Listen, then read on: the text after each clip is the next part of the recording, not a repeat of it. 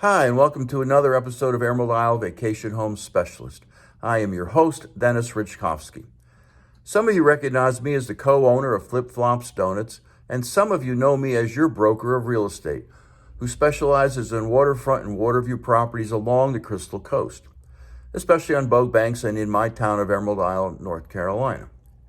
On this channel, you will find essential information from inside scoops on buying and selling houses to how to live with the ocean, rivers, and sounds that define the Crystal Coast. Today's episode is all about ways coastal communities can build back better after a hurricane. Whether you visit here occasionally or live here full-time, getting to know how to deal with increasingly larger hurricanes is a story worth telling. Before I begin, please subscribe to my video channel now or at the end of this episode. Last week, Hurricane Ian came barreling into southwest Florida as a Category 4 storm. The storm destroyed Fort Myers and the nearby Naples area with record-breaking surge and winds over 100 miles an hour. It knocked out power to more than 2.6 million customers in southwest Florida. Hardest hit were Lee and Charlotte counties, which were basically off the grid. But Babcock Ranch, located in Charlotte County, was the exception. All the lights stayed on.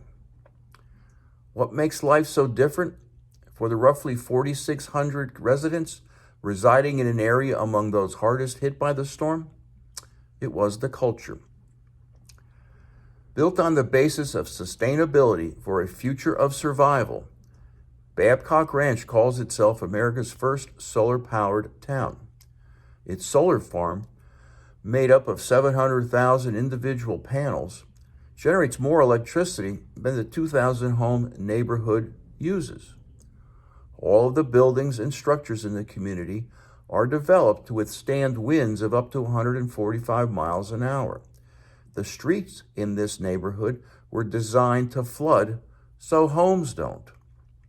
The community relies on native flora that is generally better able to handle Florida's extreme weather and also help control storm runoff and flooding.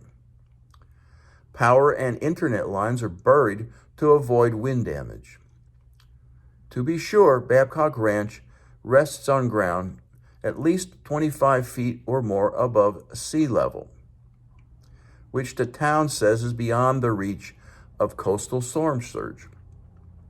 But the climate resiliency built into the fabric of this town, with stronger storms in mind, may very well represent the blueprint for other coastal communities, like my town of Emerald Isle, to follow when taking steps to protect people and property.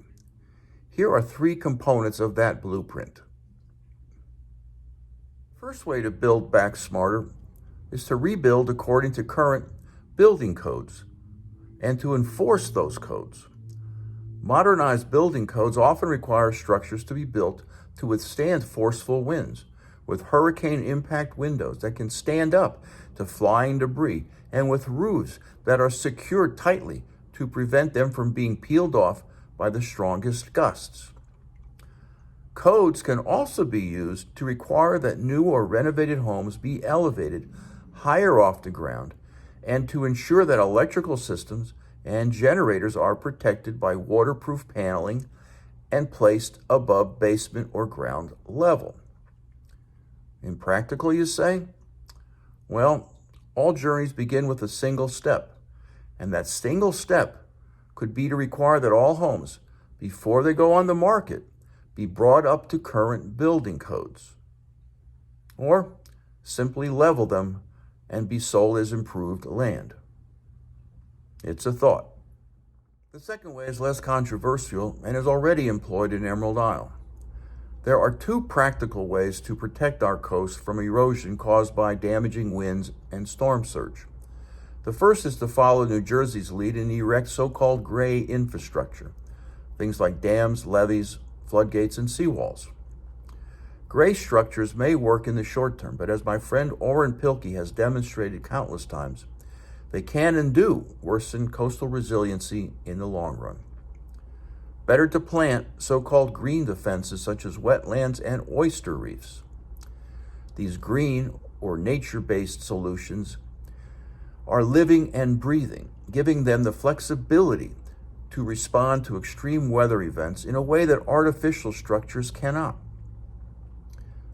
Restoring coastal habitats can help buffer shorelines and lessen the effects of flooding by absorbing and slowing the flow of water, while also capturing and storing plant-warming carbon dioxide emissions. Too expensive, you say? Well, the expansive climate, healthcare, and tax bill signed into law by President Biden earlier this year includes a $2.6 billion investment into coastal communities over 5 years to help them prepare and respond to climate disasters, in part by emphasizing nature-based solutions. In this context, it is worth pointing out that following Hurricane Florence here in Emerald Isle, all of the green defenses protected the shoreline, while many of the gray structures exacerbated erosion. The third way is to get off the electrical grid and look to the sun for energy. Babcock Ranch's solar array of 700,000 panels prevented the community from losing power, while most of the nearby areas were without it for days. Solar fields have been tested and proven resilient even when staring into the eye of a hurricane. Carteret County, where Emerald Isle is located, has at least 5 solar sites up and running. And the town could require that all homeowners install solar panels on their roofs, either by law or when a house goes up for sale. After all, Emerald Isle has about 220 days of sun in an average year, making it one of the sunniest places in North Carolina. Ignore these ways, and we only need to look to the past to learn what is in store for communities that do not embrace these lessons. And that is good old-fashioned relocation. Relocation has a long history along the coast of North Carolina. Residents of Diamond City near Cape Lookout on Core Banks, for example, floated their homes to nearby Harkers Island, Morehead City, and Salter Path here on Bogue Banks in response to 3 devastating hurricanes in the late 1800s and early 1900s. Repeated disaster and rebuild in traditional manners may force some communities to make a painful calculation about whether to rebuild at all.